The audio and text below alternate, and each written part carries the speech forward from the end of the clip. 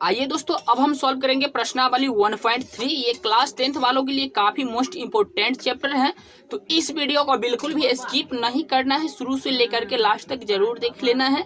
इस वीडियो में इस चैप्टर को ही समाप्त कर दिए हैं, वो भी बेहतरीन तरीका से।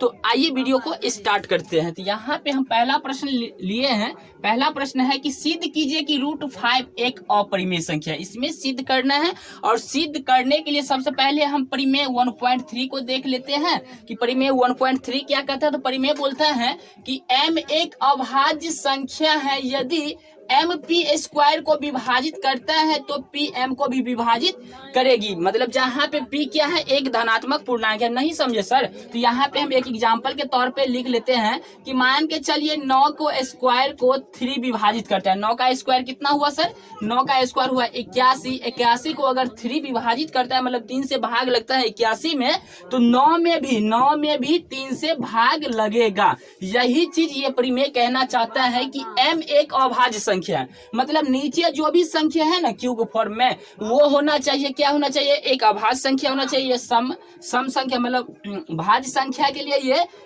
ये फॉलो नहीं करता है ये परिमेय, लेकिन अभाज्य संख्या के लिए ये फॉलो करता है। बोलता है क्या कि m एक अभाज्य संख्या है, यदि m p² को विभाजित करता है तो p m को भी विभाजित करेगी। तो p एक धनात्मक पूर्णांक है। इसको चलिए इस परिमेय को हम समझ लिया। आइए इसी के आधार पर इस प्रश्न को हम हल करते हैं। यहाँ पे बोलता है कि सिद्ध कीजिए कि √5 एक अपरिमेय संख्या। चलिए किसी भी चीज को सिद्ध करना है तो सबसे पहले इसको अपोजिट से एज्यूम कर लेते हैं, मतलब मान लेते हैं। मान के चलिए अभी दिन है, हमको कोई बोल दे कि अभी सिद्ध कीजिए कि अभी दिन है, तो सबसे पहले क्या एज्यूम कर लेंगे कि अभी रात है, मतलब रात बोलेंगे अभी रात है, और इसका जो भी रात होने का कंडीशन है उसको लिखेंगे। और ऐसे ही करते करते लास्ट में ये हमारा मानना गलत हो जाएगा और साबित हो जाएगा कि अभी दिन है। तो इसी प्रकार से मान लेते हैं, क्या एज्यूम कर लेते हैं, यहाँ पे मान लेते हैं माना कि √5 एक परिमेय संख्या है। चलिए एक परिमेय संख्या है। चलिए इसको हम मान लिए कि ये एक परिमेय संख्या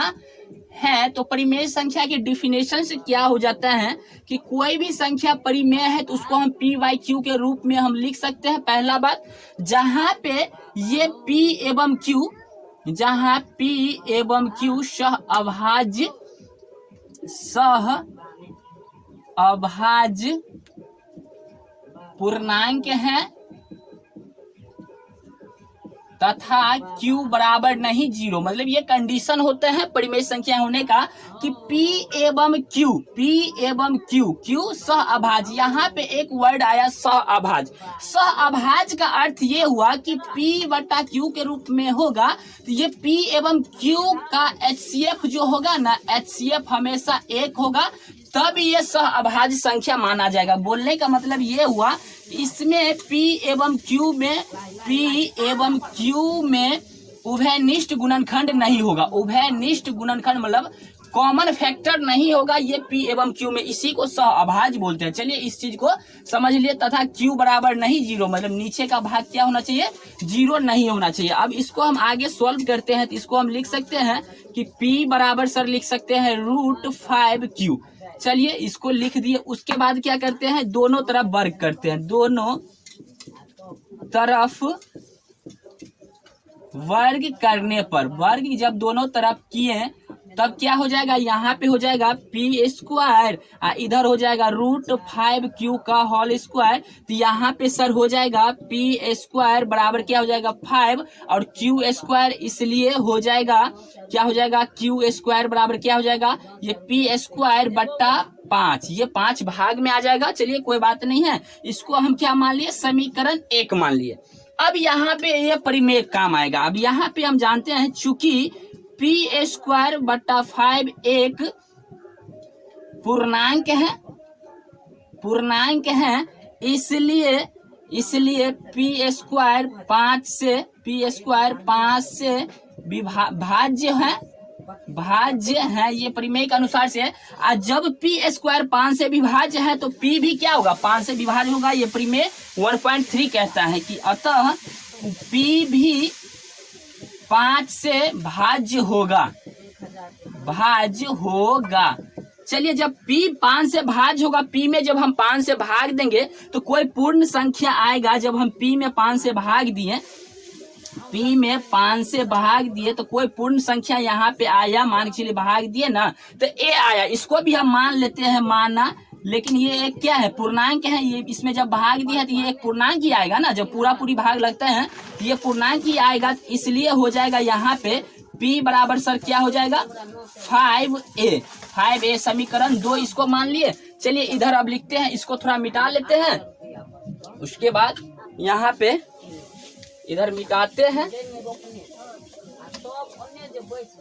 यहाँ पे क्या लिखे हैं कि p बराबर 5a है, इसको समीकरण 2 मान लिए। उसके बाद क्या करते हैं कि p का मान, इस p का मान समीकरण 1 में रखने पर, यहाँ पे तो यहाँ पे लिखते हैं कि p का मान समीकरण 1 में रखने पर, समीकरण 1 में रखने पर, तो समीकरण 1 कितना है सर, यहाँ पे है समीकरण की q² बराबर p का स्क्वायर बट्टा 5, तो p का वैल्यू कितना आया, 5a का स्क्वायर, अब बट्टा में कितना हो जाएगा, ये 5 है तो ये 5 हो जाएगा। जब इसको हम आगे किए तो यहाँ पे हो जाएगा सर q² बराबर हो जाएगा 25, a² बट्टा में 5, तो यहाँ पे हो जाएगा q² बराबर क्या हो जाएगा, q² बराबर यहाँ कटेगा 5 25, तो यहाँ पे हो जाएगा सर q² बराबर 5a²। तो इसको हम लिख सकते हैं क्या कि a² बराबर क्या होगा सर, q² बट्टा में 5। चलिए इसको हम क्या मान लिए, समीकरण 3 मान लिए, समीकरण 3 मान लिए। सेम इसी प्रकार से, जिस प्रकार से यहाँ हम माने हैं कि p² बट्टा 5 एक पूर्णांक है, इसी प्रकार से लिखेंगे q² बट्टा 5 एक पूर्णांक है। इसको हम लिखते हैं, क्या लिखते हैं कि चूंकि q² बट्टा 5 एक पूर्णांक है, एक पूर्णांक है, इसलिए हो जाएगा, इसलिए q² 5 से भाज्य है, अतः q भी 5 से भाज्य होगा। ये क्या बोलता है, परिमेय 1.3 कहता है कि q² 5 से अगर विभाज्य है तो q भी 5 से विभाज्य होगा। अब इसको हम क्या लिखते हैं, जब q में हम 5 से भाग दिए ना सर, तो कोई संख्या b आ गया, ये भी हम मान लिए हैं। तो इसको हम लिखते हैं कि q बराबर हो जाएगा सर 5b। इसको हम समीकरण 4 मान लिए। चलिए समीकरण 4 इसको माने, समीकरण 2 कहाँ पे है सर, समीकरण 2 है यहाँ पे, 2 है 5a और q बराबर है 5b, ये समीकरण 4 है। जब समीकरण 2 और 4 को देखते हैं ना, तो यहाँ पे नजर आता है क्या कि 5 दोनों के गुणनखंड में है। मतलब इसको हम लिखते हैं कि समीकरण 2 एवं 4 से स्पष्ट है कि क्या स्पष्ट है, समीकरण 2 और 4 से स्पष्ट है कि p एवं q, मतलब ये 5 जो है ना, 5 p एवं q दोनों का उभय निष्ठ गुणनखंड है। यहाँ पे दोनों जगह में 5 उपस्थित है ना, मतलब दोनों का ये गुणनखंड 5 हो गया, उपस्थित गुणनखंड है। जबकि हमने माना था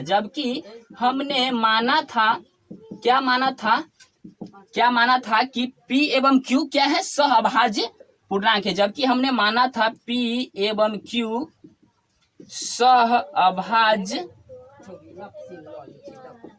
पूर्णांक है, अतः हमारा मानना गलत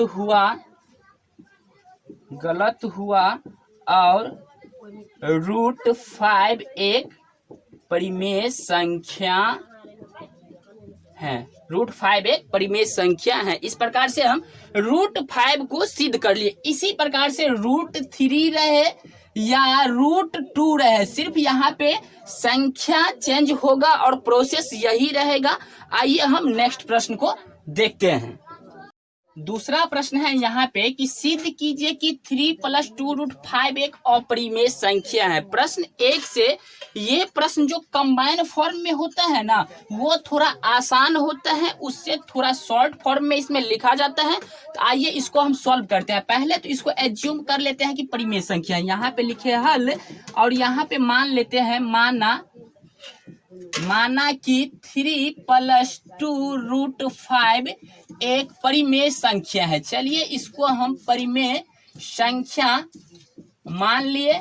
उसके बाद क्या होगा कि परिमेय संख्या जब माने हैं ना सर, तो इसको हम लिख सकते हैं 3 + 2√5 बराबर p/q लिखे, जहां पे p एवं q, जहां पे p एवं q क्या है, q क्या है, सह अभाज्य संख्या है, सह अभाज्य संख्या है, तथा q बराबर नहीं क्या है, 0 है। ये कंडीशन को लिखना ही पड़ता है।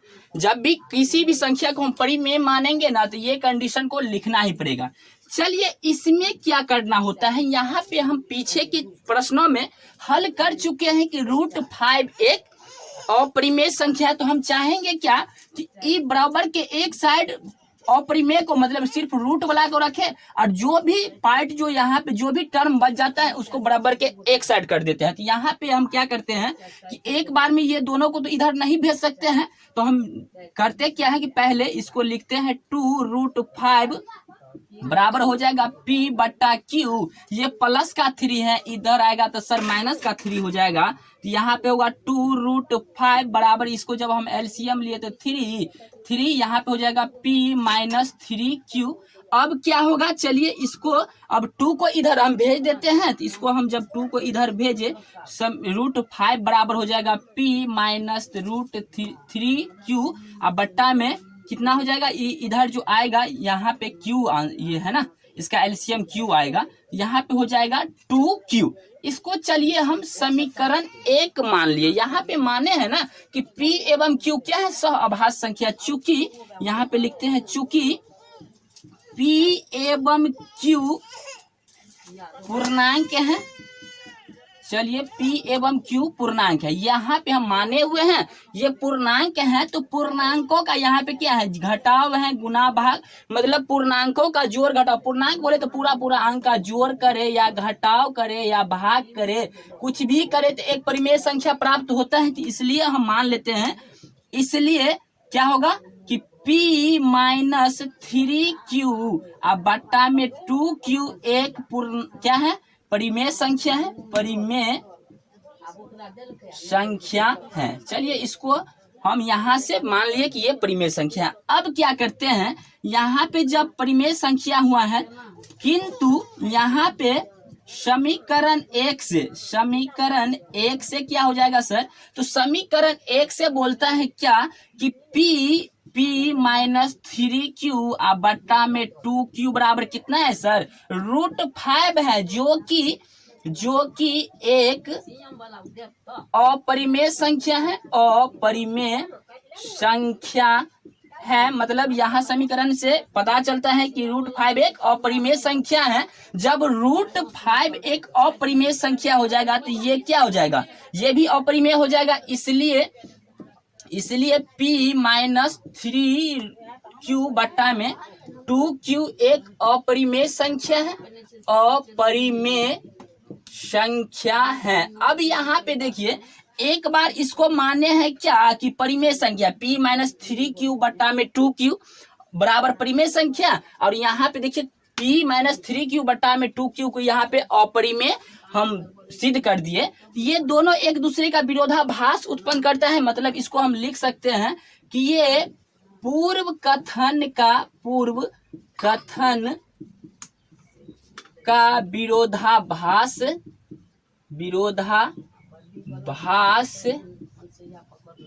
है। अतः हमारा मानना गलत हुआ और अतः हमारा मानना गलत हुआ और क्या लिखे है 3+2√5 एक अपरिमेय संख्या है, अपरिमेय संख्या है। यही तो सिद्ध करना था, यही सिद्ध हो गया। सिंपल ये था, उससे हल्का आसान है। आइए तीसरे प्रश्न को देखते हैं। तीसरा प्रश्न है इसमें कि सिद्ध कीजिए कि निम्नलिखित संख्याएं अपरिमेय है। इसमें 3 को दिया है, तो यहाँ पे हम पहला को ले लेते हैं, यहाँ पे लिखते हैं हल और लिखते हैं पहला के लिए कि माना कि 1/√2 एक परिमेय संख्या है। सेम प्रोसेस रहेगा, ये सब हल्का ही है, परिमेय संख्या है। चलिए हम इसको परिमेय मान लिए, तो यहाँ पे हो जाएगा क्या कि 1/√2 बराबर क्या हो जाएगा सर, p/q।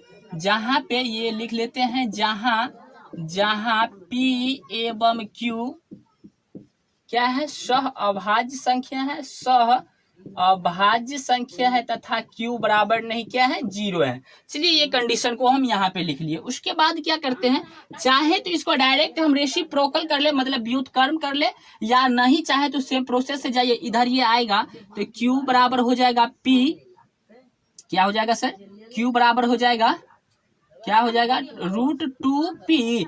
यहाँ पे हम जानते हैं सर, रूट वाला को एक साइड पहले कर लेते हैं। कंबाइन फॉर्म वाला में क्या करते हैं, जो भी रूट वाला है ना उसको अलग कर लेते हैं। तो √2 को हम मान लेते हैं क्या, यहाँ पे हो जाएगा q बट्टा p। ये समीकरण 1 हो गया। चलिए यहाँ पे समीकरण 1 हो गया। चूंकि p एवं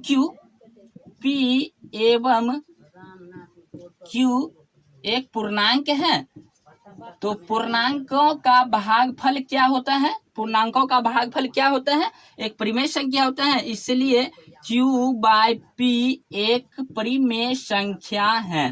चलिए p/q एक परिमेय संख्या है। यहाँ से अब यहाँ समीकरण 1 से स्पष्ट है, समीकरण 1 से क्या हो जाएगा कि q/p बराबर √2 है, जो कि हम जानते हैं, जो कि एक अपरिमेय संख्या है। हम जानते हैं कि √2 क्या है, एक अपरिमेय संख्या है।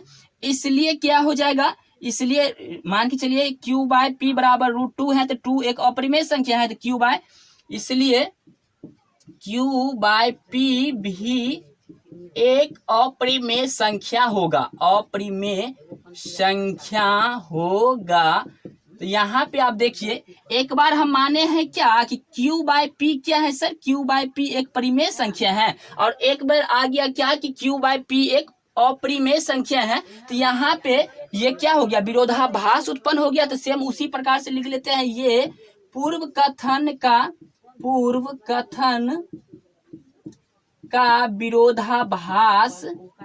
विरोधाभास है।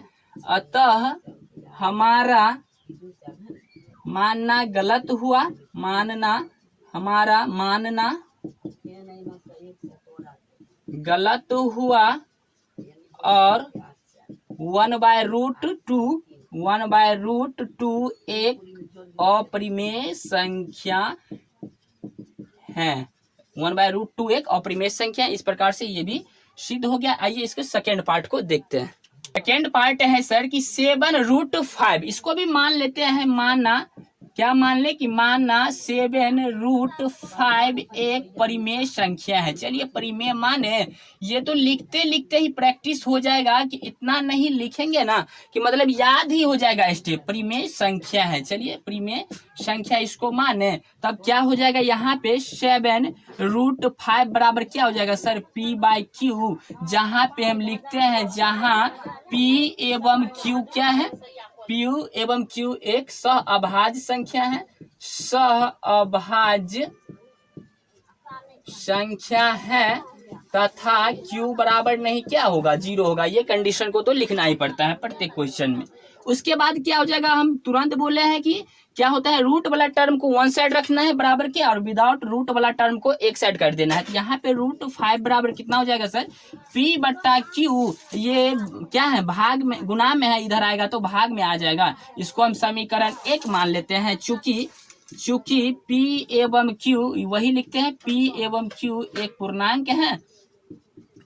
पूर्णांक है, इसलिए हो जाएगा P बट्टा 7Q क्या हो जाएगा, 7Q एक परिमेय संख्या है, परिमेय संख्या है। चलिए ये परिमेय संख्या हो गया। जब क्या है, पूर्णांकों का भागफल क्या होता है, परिमेय संख्या होता है। अब क्या करते हैं कि समीकरण 1 से स्पष्ट है। यहाँ समीकरण 1 से हम देख रहे हैं, क्या समीकरण 1 से देख रहे हैं कि P बट्टा 7Q बराबर √5 है, जो कि एक अपरिमेय संख्या है। √5 एक अपरिमेय संख्या है, अपरिमेय संख्या है, इसलिए क्या हो जाएगा, इसलिए हो जाएगा P बट्टा 7Q भी एक अपरिमेय संख्या होगा, एक अपरिमेय संख्या होगा। अब यहाँ पे देखिए एक बार माने हैं क्या कि P/7Q परिमेय संख्या है, एक बार बोले हैं क्या कि P/7Q अपरिमेय संख्या है, तो एक दूसरे का क्या है, विरोधाभास उत्पन्न करता है। तो यहाँ पे लिखते हैं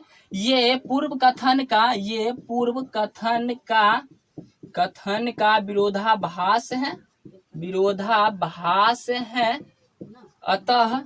अतः हमारा मानना गलत हुआ, हमारा मानना गलत हुआ। और क्या लिखें, और क्या हो जाएगा, 7 √5 एक अपरिमेय संख्या है, अपरिमेय संख्या है। इस प्रकार से ये प्रूफ हो गया। आइए तीसरे पार्ट को देख लेते हैं। तीसरा पार्ट है 7 + √2। इसको भी मान लेते हैं, माना 7 + √2 एक परिमेय संख्या है। चलिए इसको हम मान लिए परिमेय संख्या है। जब परिमेय संख्या है इसको हम लिख सकते हैं 7 + √2 बराबर P/Q, जहां P एवं Q सह अभाज्य संख्या है तथा Q बराबर नहीं क्या होना चाहिए, 0। ये कंडीशन है परिमेय संख्या का। उसके बाद इसको हम लिखते हैं क्या कि वन साइड कर लेते हैं विदाउट रूट वाला टर्म को। तो यहाँ पे हो जाएगा √2 बराबर क्या हो जाएगा, P/Q, अब माइनस का 6 हो जाएगा। इसको जब हम आगे सॉर्ट आउट किए तो यहाँ पे हो जाएगा, यहाँ एलसीएम हुआ Q, यहाँ पे P - 6Q। यहाँ पे समीकरण 1 इसको मान लिए। चलिए समीकरण 1 मान लिए। चूंकि यहाँ पे लिखते हैं चूंकि P एवं Q पूर्णांक है, P एवं Q पूर्णांक है, इसलिए P - 6Q बट्टा में Q एक परिमेय संख्या होगा, एक परिमेय संख्या होगा। चलिए ये परिमेय संख्या हो गया। लेकिन समीकरण 1 को देखते हैं। लेकिन समीकरण 1 से स्पष्ट है कि क्या स्पष्ट है समीकरण 1 से, समीकरण 1 बोलता है क्या कि P - 6Q बट्टा में Q बराबर कितना है, √2 है, जो कि एक अपरिमेय संख्या है, जो कि एक अपरिमेय संख्या है, अपरिमेय संख्या है, अपरिमेय संख्या है। इसलिए हो जाएगा P - 6Q बट्टा Q एक अपरिमेय संख्या, अपरिमेय संख्या। यहाँ पे देखिए ना, एक बार हम P - 6Q बट्टा Q को परिमेय माने हैं और एक बार आ गया P - 6Q और बट्टा में Q अपरिमेय संख्या, तो इससे विरोधाभास उत्पन्न होता है। तो यहाँ पे लिखते हैं कि ये पूर्व कथन का विरोधाभास है, विरोधाभास है। अतः हमारा मानना गलत हुआ। और क्या हो जाएगा, 6 + 2 √2 एक अपरिमेय संख्या है, अपरिमेय संख्या है। इस प्रकार से इसको भी सिद्ध कीजिए। और इस प्रकार से इस चैप्टर को हम समाप्त कर लिए। अगर वीडियो पसंद आया है तो वीडियो को लाइक करें, चैनल को सब्सक्राइब करें, दोस्तों के साथ शेयर करें। फिर मिलते हैं नेक्स्ट वीडियो में, तब तक के लिए धन्यवाद।